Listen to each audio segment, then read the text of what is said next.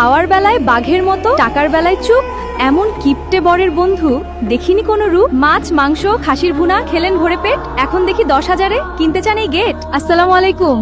থামুন সবাই ভাই, এই গেট দিয়ে ঢুকতে হলে আগে হিসাব চাই। ওয়ালাইকুম সালাম আপা, এত রাগ কেন? বরকে দেখে হাসি দেন, কষ্ট দেন না যেন। বর নিয়ে এত বাহাদুরি, এত কিসের ঢং? আমরা আছি গেটের সামনে, চলবে না আজ রং। রং তামাশা বাদ দিন আপা, এবার ছাড়ুন পথ।